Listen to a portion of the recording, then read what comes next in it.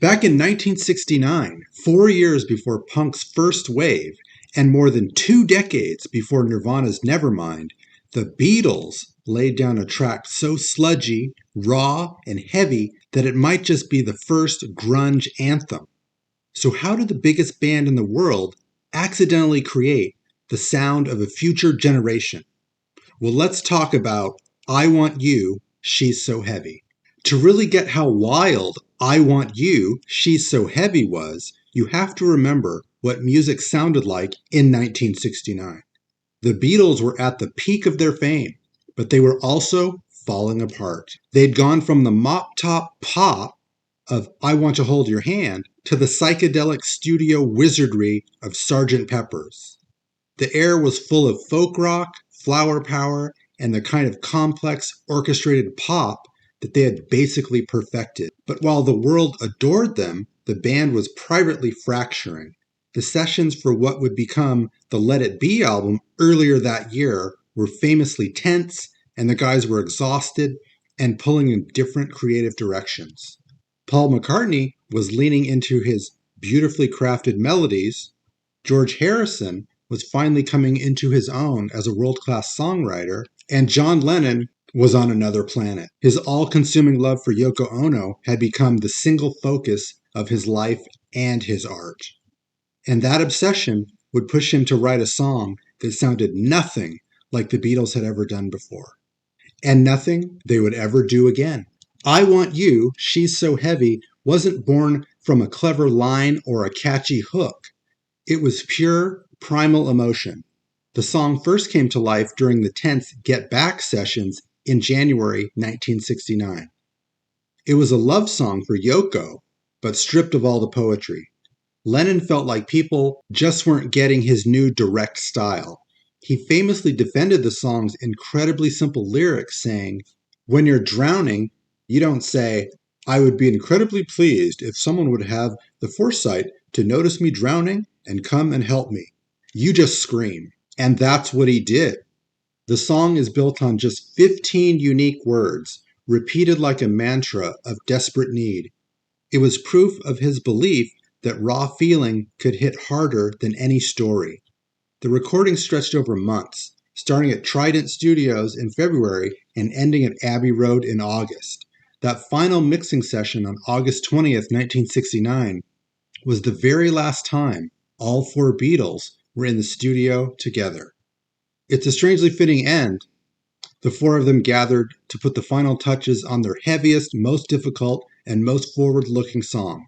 A song that carried the DNA of a genre that wouldn't even have a name for another 20 years. The case for I Want You, She's So Heavy as a proto-grunge anthem isn't just a feeling. It's right there in the music. Let's break down the evidence. First up, the riff. George Harrison called it a very basic blues type thing. And he was right, but it's what the band did with it that was so different. It's a descending D minor arpeggio that doesn't feel like a melody so much as dead weight. It's slow, it's sludgy, and it repeats over and over and over. This wasn't the catchy riff making of Day Tripper. This was darker, almost hypnotic. If you listen to that guitar line, you can hear a direct ancestor of the heavy, down-tuned riffs that would define bands like Soundgarden and Alice in Chains. It's a riff built on mood, not rock and roll swagger. Next, the structure, or lack of one. The song clocks in at nearly 8 minutes, making it the Beatles' second longest track after the experimental Revolution 9. It lurches between two totally different parts, the frantic bluesy I Want You verses and the monolithic crushing She's So Heavy refrain. There's no formal verse, chorus, verse. It's all about stark contrast and jarring shifts from quiet to loud, fast to slow. That exact dynamic would become a cornerstone of grunge, most famously used by Nirvana. And then there's the production. To get that bone-crushing weight, Lennon and Harrison just kept layering guitar tracks, building a thick, distorted wall of sound. But the song's most prophetic moment is in its final 3 minutes.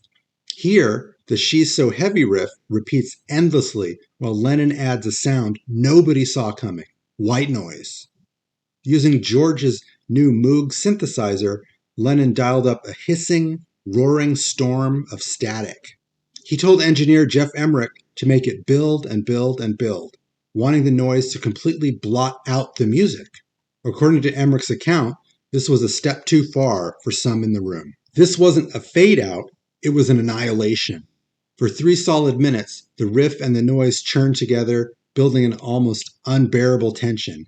And then, right at the peak of the chaos, at 7 minutes and 44 seconds, John Lennon just told the engineer, "Cut it." The song doesn't end. It just stops. That abrupt, shocking silence is maybe the most grunge thing about it. It denies you any resolution and leaves you hanging into the void.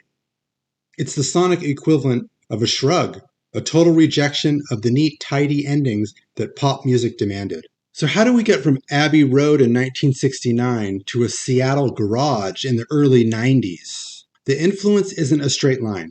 It's more of a shared feeling. Grunge bands were kids raised on classic rock, and you couldn't escape the Beatles. Nirvana's Kurt Cobain was a devoted fan. He called John Lennon his idol, and once said the Beatles were one of his biggest influences.